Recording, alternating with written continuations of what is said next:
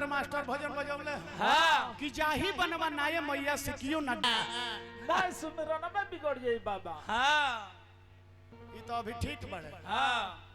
परसों हमरा रामा शंकर सिंह से प्रोग्राम रहुए हाँ वो कहतर कि ये गणेश जी आई आई लाज के बचाई बचाई तले नए वो बेंजू वाला आई बड़े बेचारे हाँ अब गोरख नहीं खन रहो हाँ तो ऊ का कहतर का जी आज भर ढील दो हाँ आ मुड़ी धक छील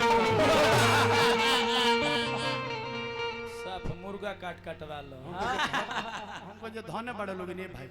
तब माई तो माई नुहई वो चाहे दुर्गा माई हो खस चाहे काली मैया हो खस चाहे सीता मैया हो खस चाहे धरती मैया हो खस चाहे हमार माई हो खस चाहे रउआ सभनी के माई हो चाहे सासू मैया हो एकर का झारंग कहल जाला ए बाबा ये झारंग ह। ठीक है अपन झाड़ू वाला लक्षण दिखा दलो विनोद भैया आज ले अपना माई के एक लोटा पानी ना दिलो आ जहाँ ससुरारी में एकर पौरा जाला तो एक रामा जी के दामा ऊपर पड़े बढ़े लगे ए मल्लिकार तो सारा धन ससुरारी बता बराई हो जा के ना तो ये जा के करी जा जी जी राउर गोड़वा केने बा लगले 3-4 बेर गोड़ लगे तो हम चाहते जय हो। अरे 2-4 बार डंडो होते ना खींच।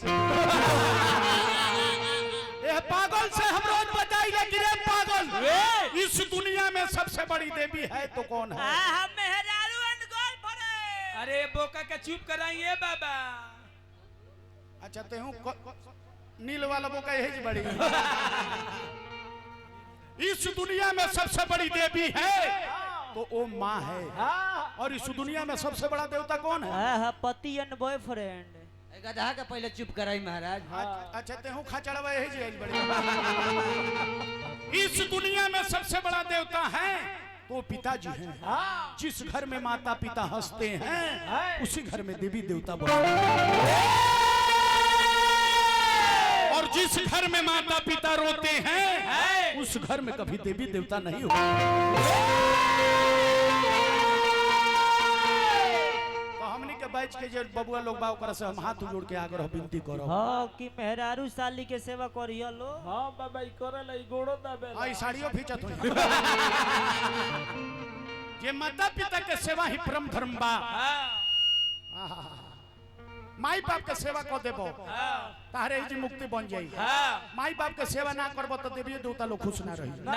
अच्छा ए बार सावन चढ़ल बा भोले बाबा के जल पर जल चढ़ावत नहीं जा भोले बाबा पागल हो गए हैं उ जानत नहीं खो जे जे कर जामल हो हाँ ई ओकरा के एक लोटा पानी नहीं खेते आई हमरा पर जल चढ़ावत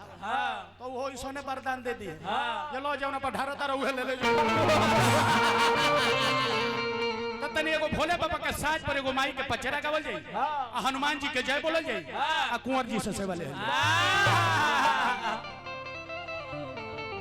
ई भोले बाबा के साज हा लेकिन एकर नाम हुड़का हो आ भोले बाबा डमरू बजौले रहे उमे से 14 गो बोल निकल रहे तांडव गतिनी के पति पर नाचे शिव शंकर अभिनाशी टिमिक टिमिक टिम डमरू बाजे गणराशि गणराशि गणराशि गणराशि गणराशि गण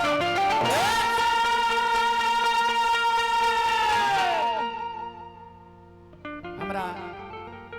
दीपक बाबू के तरफ से सम्मानित करने हमने के वस्त्र और द्रव्य देके हम अतिथि नहीं थे भाई हम तहार भाई है बने जाना नहीं हम अतिथि ना हैं हमरा और भाई हैं अतिथि हमरा के नहीं कहे के ना और वो जब जहां बोला तो तहां हम हाजिर बने बबुआ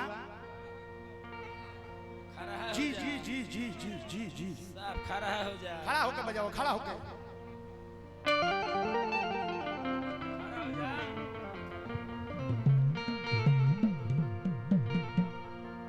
हमने के यहाँ छपरा जिला में भोजपुरी के कोकिल कंठ कहा गए स्वर्गीय बाबू वीरेंद्र सिंह जी बंगाल बिहार के टाइगर कहा गए हमने के यहाँ कोकिल कंठ के उपाधि मिलल वहाँ के एगो पचरा गावत रहनी अपना पिताजी के मुखार बिन से हम सुनले बनी का गावत रहनी